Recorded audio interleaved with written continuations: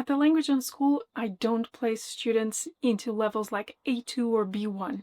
Instead, I give them one simple challenge, something that reveals more about their Portuguese skills than a grammar test ever could. I ask, can you hear what we're actually saying? Recently, I invited my mailing list to take part in a fun but eye-opening listening challenge, to transcribe 5 short sentences phonetically, not by spelling them correctly, but by writing down how they sound to you. No need to understand every word. Just write what your ears think they're hearing.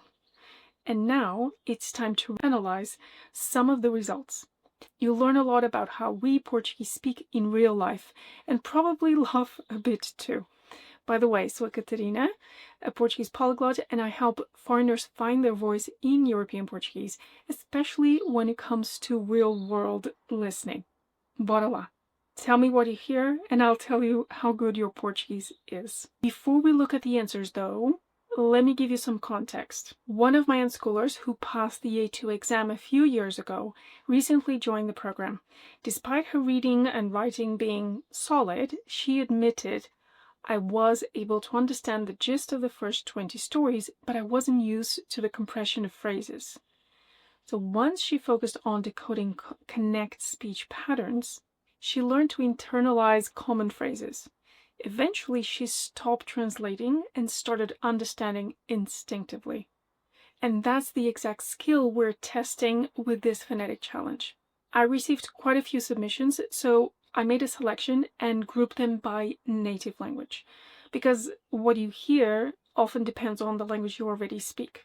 Let's take a look at what people from different backgrounds thought they heard. I'm going to start by reading the sentence out loud to give you a chance to write down your own version, and then I'll show you what the other people did. Ele também está nos Açores. Ele também está nos Açores. One more time. Ele também está nos Açores. This is what I said. And now let's look at the answers. I had to make a selection. At the top I have English native speakers, and at the bottom I have other languages. It was quite a few submissions, but hey, let's do this. So, ele is a word that people tend to have trouble with and mix up with eu. I have a video on that, which should help, and another one is coming up as well. Still, the first person, it's clear, had no trouble. This one, Michael put the H, which is common for English native speakers, il, but okay, the person knows the word, I think. Here it's also okay, and then Laurie had a strange il também. Ul, for me this would be ul. So Laurie should definitely put in more work on training her ear to il, how it sounds in fast, normal speech.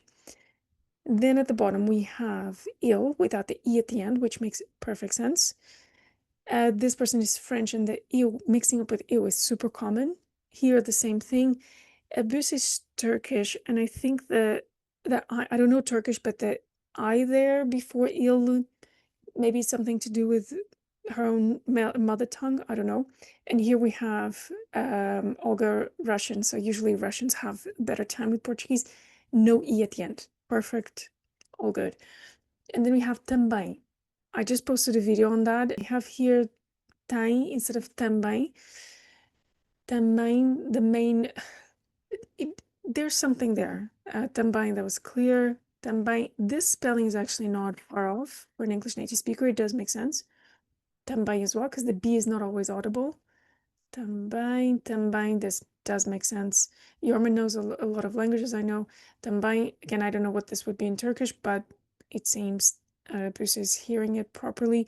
Também here, not the nasal sound, so no M, no N. But again, it's a word that you have all the excuses for not understanding it. Oh, I mean, you have, but then you should focus on that. Okay, and then tá, which is está actually, but we quite often say just tá, nos Açores, and this is actually all going to be tá nos Açores. It's all one chunk, one king. So tá nos Açores with a Z. That's not what I said, but that's, you know, if your reference is English, Azores it makes sense the person will write this way. Tá nos Açores. Okay, here Michael separated the F from the rest. Okay, this is a problem of word division, syllable division. I talked about that in another video as well. The night of Portuguese. Here I didn't say nos, I said nos.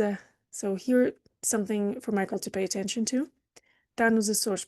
Combining tá with nos makes perfect sense. There's only one word where we have a double N, but this is not about the spelling, it's just about the sounds. And I did marry the words, so that makes sense. The O here does not, but the Z does, as we've seen. The Z no, but okay.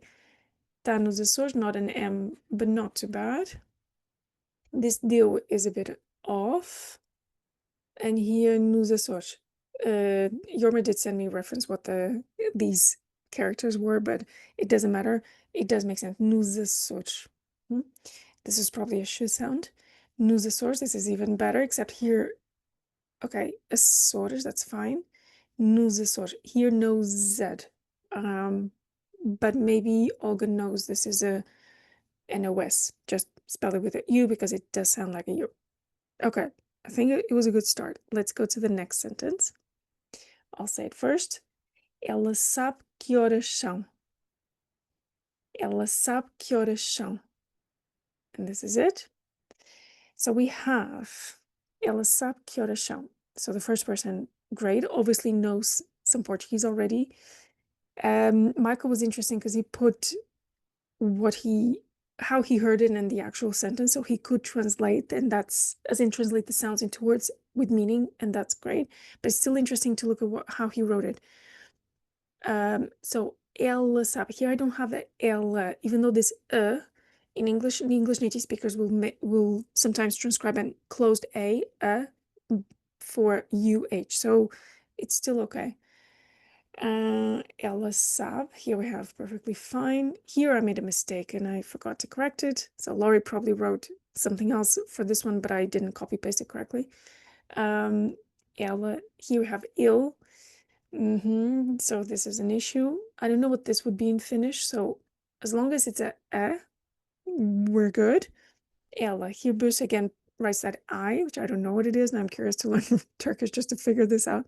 Ela. So everyone is okay with the ela. Ela is a lot clearer than the il. And then sab. Sab. This would be more sob, not sab, but okay. Sab. Sub, not sab, but okay. This is a bit off. And then sab, hearing a P instead of a B does make sense, but it's something to be aware of. Sab, okay, sab. So no final E's, you see, no one put an E at the end, unless people who actually knew the word.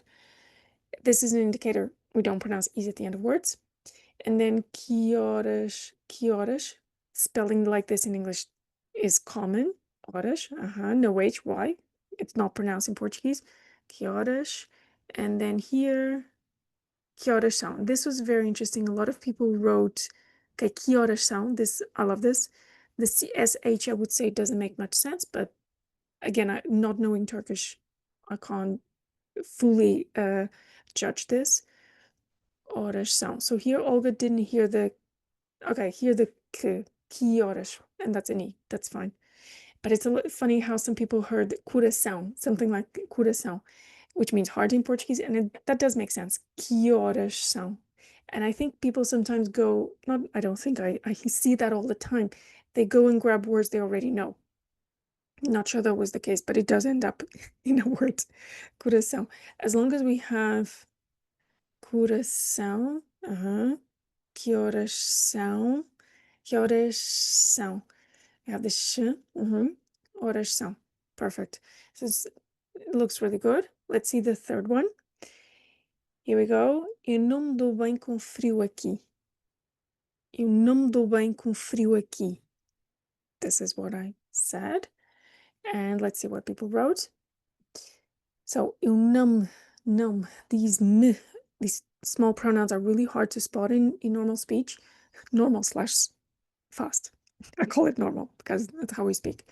And even here, the first person who usually picks it up so far has been getting, let's say, pretty close to normal spelling. Here, the person just went for nom, thinking was two different words. And this shows that the noun is not always very well enunciated. It's not always, as I call it, Cinderella. Não, eu não me dou bem. Okay. For the rest, you. This would be more A in English, I would think, but okay. I understand it's a hard one. Video coming up on this, so stay tuned. Não do. Here was a bit like, what's going on? Okay, it's even more of an issue. Here we have ill instead of ill, which I said happens. Yorma doesn't have the ew, just the ew. Okay, ew. For Bus, I think it does make sense. Oh, the ew, no. The I don't know why it would be there, but maybe it's something from Russian, which again, I don't know. And then mdubay, do. This makes perfect sense for an English native speaker who is not familiar with the OU, the O, and will write always without the U. But this is different because this I would read as do, not do. Okay, something to pay attention. The same here. Here the person didn't even hear, also not a U. Here we start having variations. Okay, and then bem com frio aqui. Okay, this makes sense. This as well. And Lori, bem com frio aqui. Lori didn't hear a nasal sound here, com, but I'm not surprised because it's not where the queen is, as in where the stress is. And then bem com frio aqui. This German native speaker got this pretty okay. Do bem com frio aqui. This I think it would be maybe swapped. And this one for Yorma. Do bem com frio aqui. Perfect. Now, do bem com frio aqui. Again, no nasal sound here, something to be aware of. And in case I'm pointing these out in case you misunderstand something, and the moment you think, oh, maybe there should be a nasal sound, and then the sentence makes sense. Okay. Now, do, okay, do, not de, bem com frio aqui. This is also good. Okay, let's look at number 4. Not look, listen first. Ele já leva. Ele já leva. This is what I said. So I have a double A there in the middle. And what happens is, so the first person didn't hear the second A. Why? Because there's no pause in between. It's exactly the same letter. One is open, one is closed. But what we do, we marry the two and just make it both a long open A. So ele já leva. And mixing up the il with the il. Again, it's common. Ele já leva. This does make sense. And despite the accents being a bit off, let's not judge on that. Ele já leva, not the A again. Eu, and not the A. You see what happens? And then let's see the non-English native speakers. Ele, no E at the end. Já leva.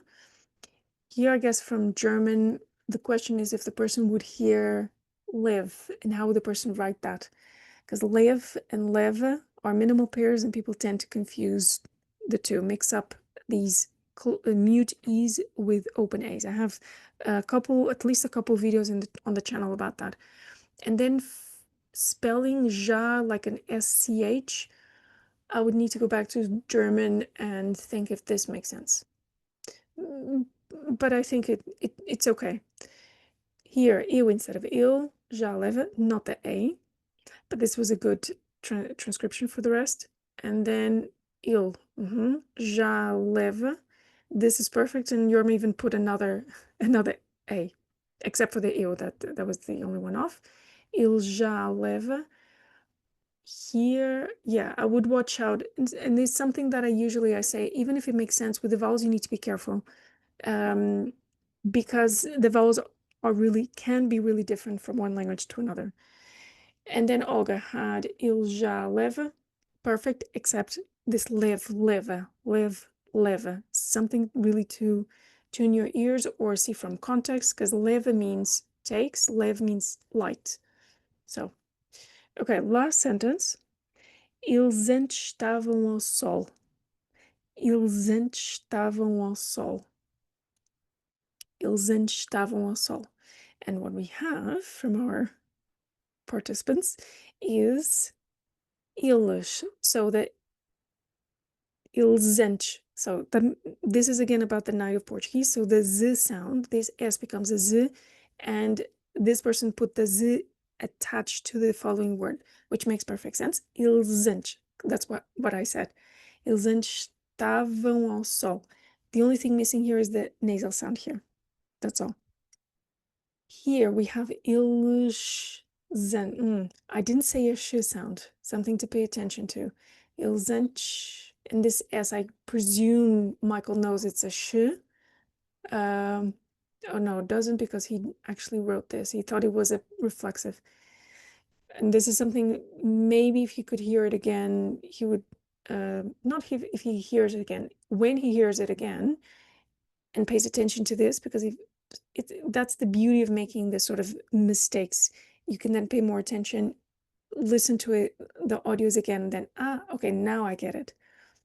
Eles estavam ao sol. So estavam, the nasal is represented with a double O, which, okay, there's no double L's in Portuguese. Lucky us. Or not, because it was an issue learning other languages, but okay. Eles antes estavam ao sol. Pity with the A. So this is perfectly written as in perfect Portuguese, so it's not phonetic. Just the A. We don't say A, we say ao. It's idiomatic, okay? We don't see it ourselves literally on top of the sun. Actually, no one is. And then here Laurie had the eu instead of il, but the z makes sense as the first one, and ch, because the ch in English is ch, so and ch, it's the same sound. Estavam ao sol. Here, interesting that the m, Laurie attached the m to the following word. Okay. Eles antes estavam ao sol, not na, but okay. For the rest, here it's fine. It's again, I must have pronounced it really separate. Eles antes. And instead of a Z, this person put an S, which makes sense to a point. Here, eles antes estavam ao sol. Okay, just the end is a bit off. Sol. So this L sound. Don't know if now in French you would have the dark L. I would have to think, but I don't have time to get lost in French or other languages now. And then Yorma. Eles antes estavam ao sol. Okay, it does make sense, except let's say the S should have been a Z in terms of the sound. And this I doesn't make sense, but maybe it's because I've seen that someone else also submitted something in Finnish, which was quite a coincidence, and I just had to pick. And that I showed up before. And it comes up in Turkish as well. It's fascinating. Don't tempt me to learn other languages. I'm not busy with Hungarian. Okay. Eles antes estavam ao sol. Estavam ao sol. Ao, I would have put the A and the O backwards, right? That's how we spell it. For the rest, this must be, again, Turkish. And then ilzen. Okay, the Z again, that does make sense. It does make more sense to attach it to the following word, to ench, but still. And then I'm just not here. There's no nasal sound or a till, something to make this eh. Okay, so it's something Olga to pay attention to. And estavam ao sol. Here also no nasal sound, so something. I know Polish has nasal sounds. I never studied Russian, so I don't know if it does. But something to. It's like when you know it, you can focus on it, and then boom, it's perfect. And then also, there's no ow. It's just not ow. Something to take a note. Thank you guys so much. It was really good to have your participation and everyone else who unfortunately I couldn't include. So how did you do? Were you able to catch any of those tricky compressed sounds? Now it's your turn to take the challenge, but with a twist. The other side of the coin of listening is speaking after all. But if your pronunciation isn't clear, people want to understand you and you may miss really interesting conversations. And that's why I created a surprise for you. It's an exercise called Say It Like a Tuga. In it, I'll give you one sentence to read out loud. You'll record yourself saying it and send it in. This all happens within the platform. It's super simple. Then I'll make another video like this one giving you personal feedback on your pronunciation. What's working, what needs adjusting, and how you can improve your connected speech. If you're up for the challenge, check the link in the description. And if you find this sort of video is useful in any way, write mais in the comments and I'll do my best to do another one soon. Don't forget to subscribe for more tips on how to truly understand and speak European Portuguese, because your voice in Portuguese matters. Obrigada por verem, obrigada por me ouvirem e até à próxima.